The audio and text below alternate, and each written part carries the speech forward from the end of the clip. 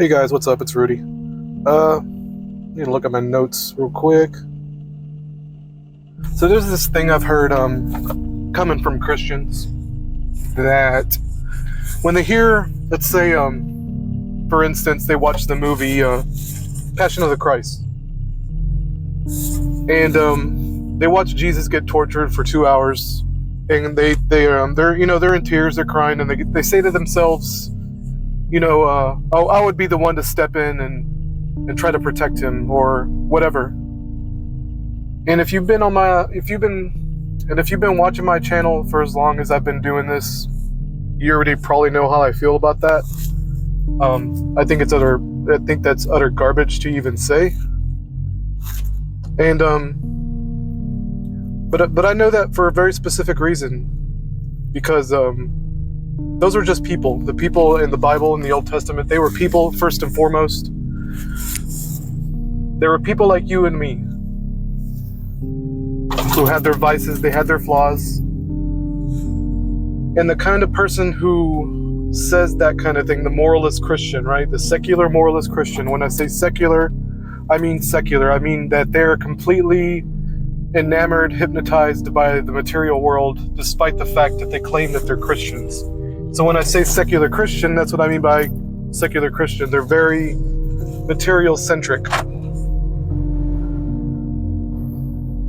And when they make a crazy claim that if they were the ones, let's say for instance, they were the ones in the crowd cheering them on as Jesus is carrying the cross, right?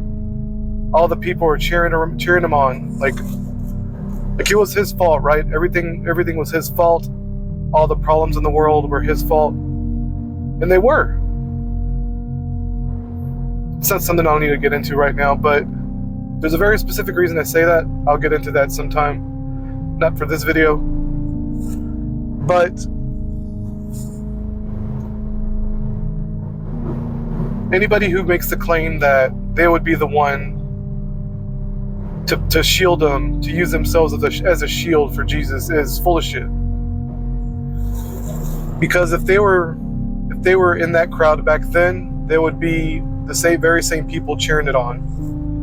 Because they're a bunch of Napoleon sheep. They just go along with the group, they go along with the crowd, or they go along with all the insanity of the world. People like that have probably had more than 5 jabs by this point. Because they just go along with the mess, no matter what it is. And somebody who goes around saying they would be the one to protect Jesus hasn't really examined themselves or have come to the realization that they're evil. Because Christianity is all about, this is what Christianity means to me, okay? I've gone over it before, but I'll go over it again. To me, Christianity just means the acknowledgement that Jesus was the perfect man, or at least the closest to perfection that any human being has ever come. A completely innocent man, tortured for no reason at all, but at the same time, tortured for a very good reason. Maybe I can get into that real quick, because when it comes to Jesus, he saw it coming. He had it coming, he saw it coming. And he told his little disciples ahead of time what was going to happen, because he was going around trying to wake people up. And anybody in these truther circles should know more than anybody else what Jesus went through when he was trying to wake people up. Because when you try to wake people up, when you try to point to the conspiracies, when you start spouting all things you heard from Alex Jones or Matt McKinley, I'm not putting them on the same level, I'm just giving examples. But or any political figure, you could be spouting something, I don't know, Joe Biden said or Nancy Pelosi said, and it don't matter which aisle you lean into, left or right. When you start spouting this kind of nonsense, you're going to get a kickback because you're trying to do something that you're not meant to do.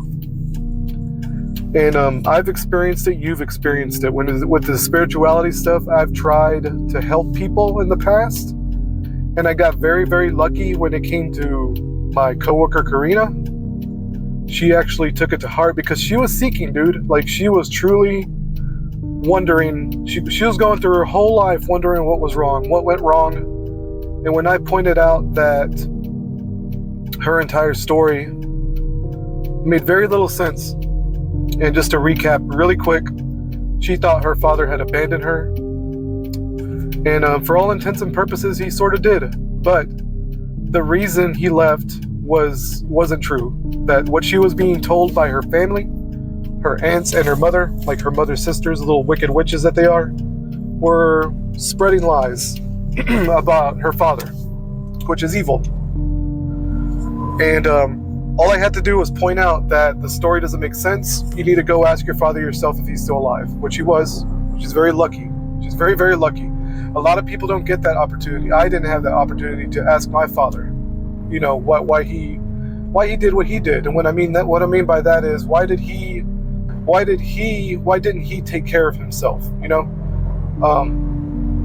he had a child that he needed to take care of. Why didn't he do a better job? But I already know the answer, so I'm past that, because I can see it within myself why he did what he did, because him and I are the same. My father and I are the same person, and that goes for everybody listening here. You and your father are the same person. I don't care if you're male or female. All right? And if you examine yourself for just a little bit, man, you sit in your prayer closet for 5 minutes, and that'll come to you, man. But anyway, everybody here should know.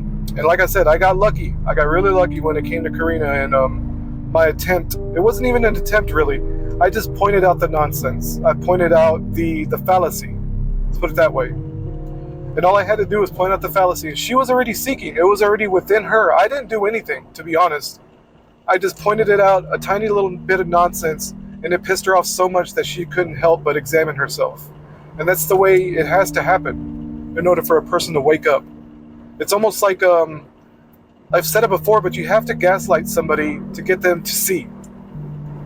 And I know it seems cruel and unusual, but it is what it is, man. Anyway, but you're going to get kickback, because I've tried to do that to other people on purpose, by the way, and I think that's where I'm messing up, because I'll point out the nonsense to other people that I have no business really telling, and reality kicks back on me like a viper. And there's something laced in the reality, man. I'm telling you, like, I still hold this view to this day that there is something in the reality matrix that is, it's almost like a failsafe. It's like, as soon as it sees that you're trying to wake people up from the illusion, it does something to kick back on you. And Stardust Simulation has talked about that before. Maybe not in the same words I tend to use, but he's kind of pointed to the same thing, where it seems like the reality's kind of like after him. But I don't think, and he's not going to agree with me in this at all, and that's fine, but I don't think it's malicious. I really don't. Despite what he's going through right now, y'all can go check him out, Stardust Simulation. He's going through some bullshit right now. And he needs help. I mean, I'm in no position to help anybody, obviously. But he's going through some shit with the socio-economic life right now that he's going through, and the reality, like the illusion.